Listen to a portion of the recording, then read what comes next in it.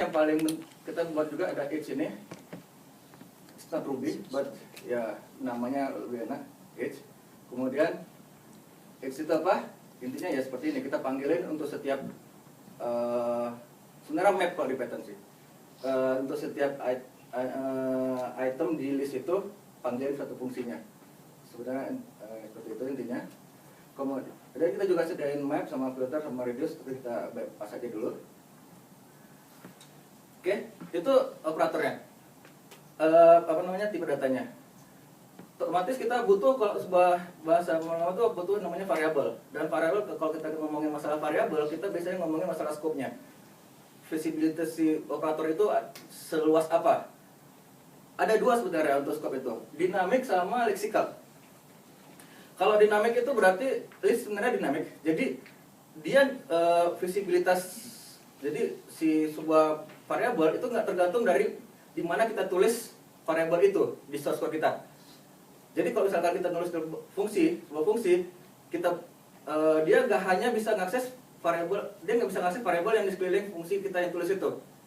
Tapi pada saat fungsi itu kita panggil di tempat lain, biasanya dia bisa melihat semua variabel yang ada di tempat pemanggilan fungsi itu. Berlawan arah dengan leksikal. Leksikal itu berarti kita variabel itu hanya bisa melihat variabel-variabel yang ada pada saat dia ditulis. Leksikal di tempat yang sama. Jadi misalnya satu file nih, hanya bisa dilihat dia ngelihat satu file aja, variabel dalam satu file itu. Tapi kalau yang dinamik, dia bisa melihat variabel yang tempat yang di pemanggilannya. File description ini sebenarnya apa? Salah nih. File description ini sebenarnya bukan leksikal, tapi dinamik. Lebih gampang dinamik dan efeknya nggak terlalu signifikan kalau untuk kasus kita. Tapi yang kita kejar adalah mudah untuk implementasinya. Jadi kita pilih yang dinamik. Kenapa bisa leksikal? Kemudian, untuk membuat variabel sendiri kita ada dua konstruk. Pertama adalah setQ. setQ ini global. Jadi kita variabel satu kita bisa global, semua bisa akses. Atau untuk yang sedikit lokal, kita pakai let. Jadi variabel satu itu hanya bisa diakses di dalam let itu sendiri. Kemudian function parameter juga. Kayak tadi contohnya adalah, jadi ini lambda x, ini parameternya. Kemudian ini bisa diakses di sini, juga di sini.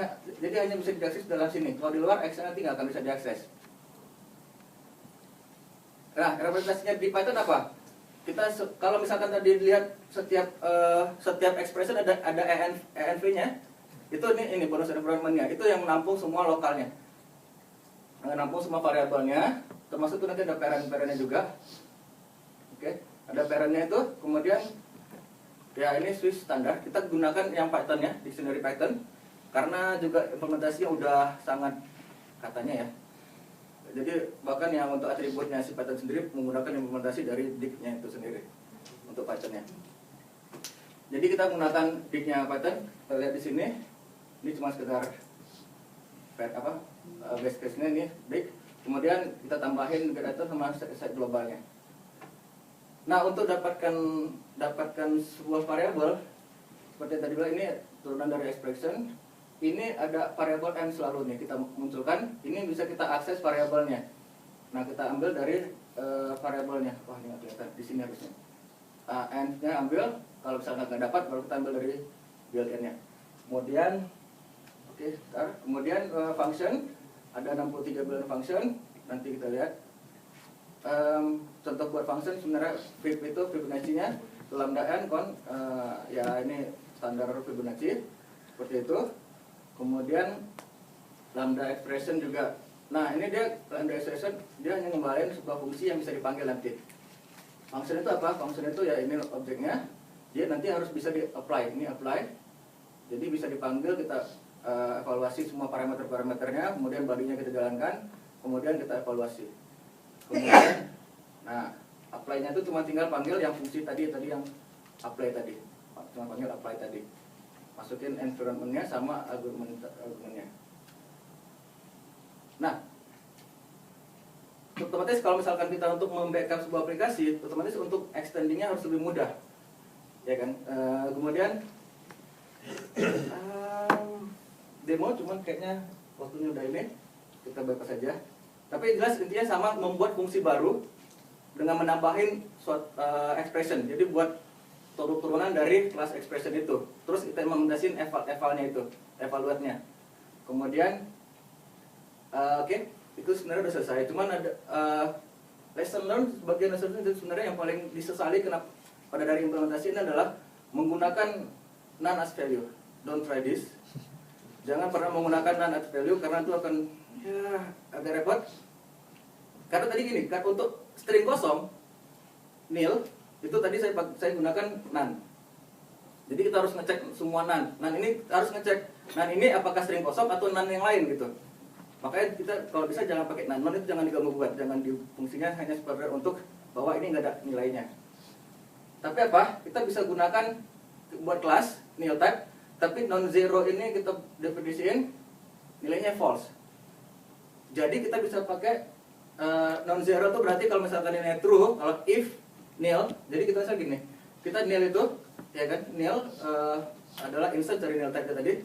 Jadi if nil itu dia akan ngecek dulu non zero-nya. Kalau non zero-nya true berarti nilainya true. Kalau non zero-nya false berarti nilainya false. Seperti itu. Oke, thank you.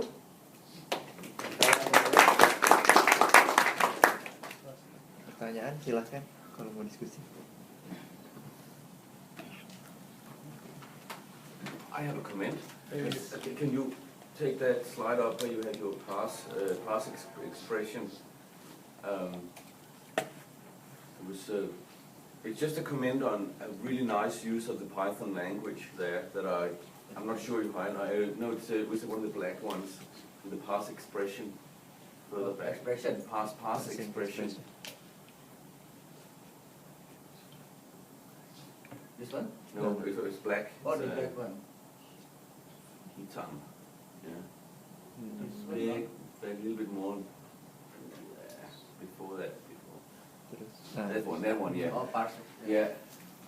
I mean, I don't know if you talked about it, but it's a really, really wonderful example of dynamic typing that you can use Python for. And that's one of the reasons Python is so powerful, that you can actually pass in a JSON object, whatever it is there, and then depending on its type, you can take different actions. So the semantics of this one is the same no matter what you pass into it.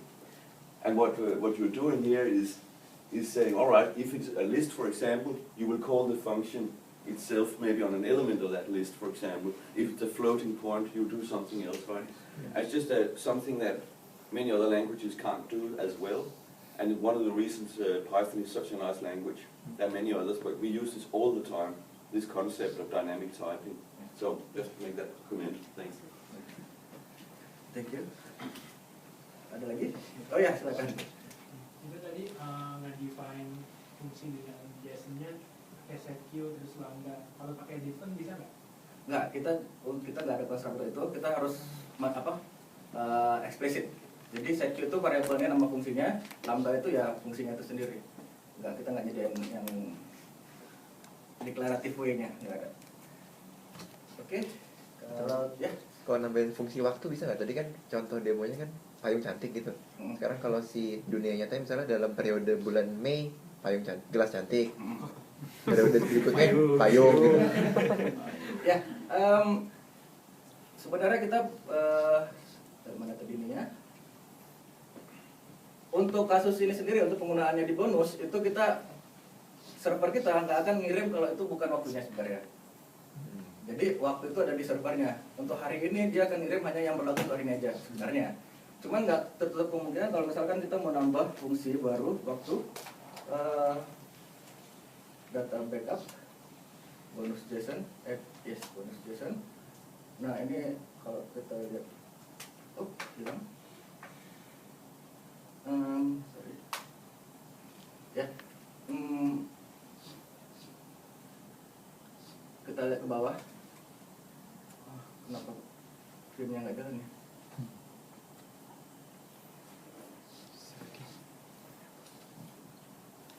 Nah, ini kita bisa buat date function baru. Caranya Ctrl XF, kemudian kita itu today itu berarti kita bisa cek dari situ. Itu ada fungsi today-nya. Ke bonus script-nya, bonus expression init paling bawah. Nah, ini ada today expression.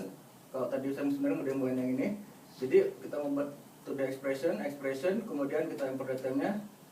Ini import data di sini nggak ada masalah, karena di Python sendiri kalau kita udah sekali diimport nggak akan diimport lagi. Jadi nggak ada jangan takut ini dievaluasi terus-terusan. Nah, ini today-nya. Jadi kita kembaliin sebagai list, sebagai const-nya. Kita ini ada form sequence-nya year, month, sama day. Jadi sebenarnya kita bisa nambahin itu. Cuma di aslinya sendiri kita nggak punya fasilitas itu. Karena jam dikontrol sama waktu dikontrol sama servernya. Oke. Oke, terima kasih. Oke, thank you.